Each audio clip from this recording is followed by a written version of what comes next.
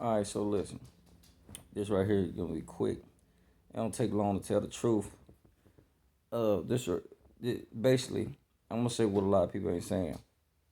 Jada Pinkett is actually ruining Will Smith's image, his life, and she's been doing it for probably the past 20 years since the Pac situation. Yes, Pac was with her first. Um, that was her love. To me, she was in love with Pac, and she married Will for stability. But the Chris Rock situation with Will Smith, where it boiled over at, this is a man that's cracking, he's breaking on national TV, and it's because of her. The constant humiliation, the constant embarrassment over the years, and the memes, the August Alsina, the people that you actually wanted to put hands on about your wife, you didn't lift the finger. Instead, this you do it against a comedian who's known for cracking jokes, who's not a physical threat that you think of when you look at him. Good guy, nice guy. Like I said, he's a comedian.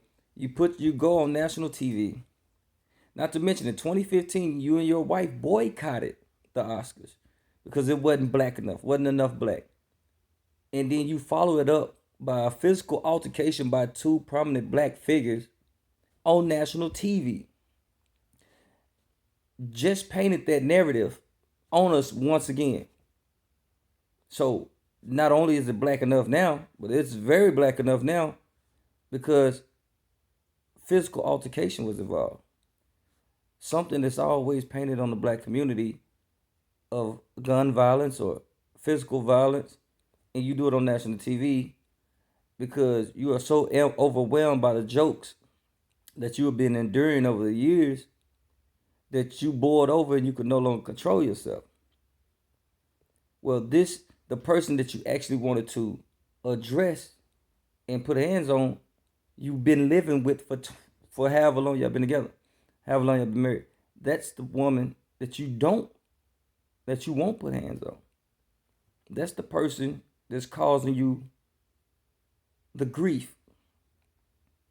I would think that it's safe to say that you should leave this woman.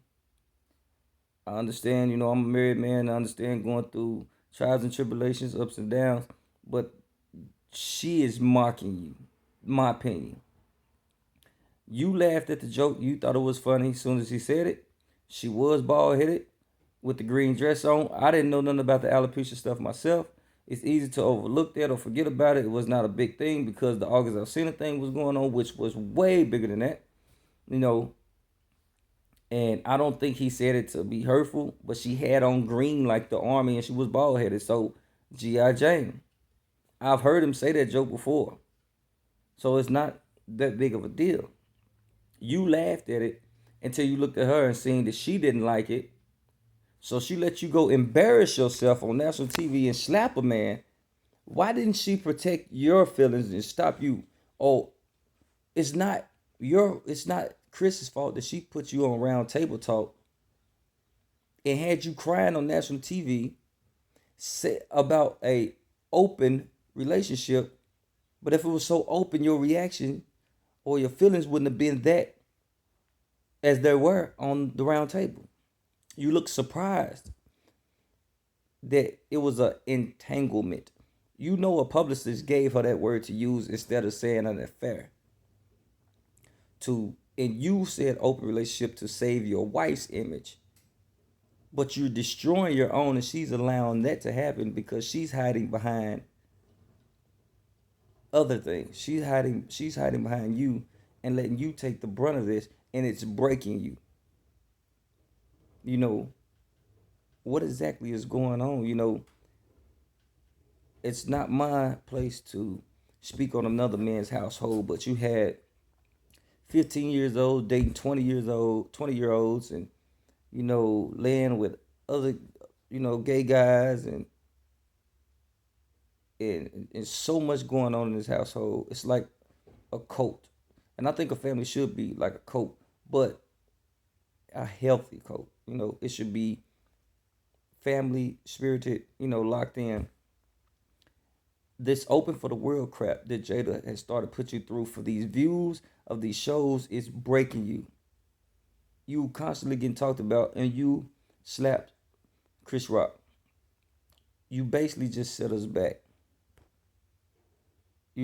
Not the whole entirety. We're not gonna blame one, two men on a whole race or a whole movement, but this shouldn't have happened. It would have been easier for you to address Chris and say, "Hey, man, my wife has a sickness," or "That's not funny. She's going through something. You need to apologize." If you'd have said it on national TV, he would have had nothing else to say but apologize. And it would have made you look like a bigger man and a protector of your wife without having to lift a physical finger. But you unraveled in front of millions and looked like a child and a man that's mentally and physically abused by his wife while she smirked at you crying at your acceptance speech, and she was laughing when you was talking about the protection because she knew you're the one that's taking the plummet off the cliff, not her. She has you to do whatever you want. Now you've been following in foot Tupac steps for years. Your daughter wrote a letter to Tupac wishing he was still here so her mama could be happy. And I understand that is breaking a man, and people don't want to admit it, but that is breaking a man. All your friends in Hollywood, these women that's trying to take up for, they know what the truth is. She's made for the streets. You know, she was in love with you. I mean, in love with Tupac. You was security. You were the security, and that's what's happening. And this woman is sick.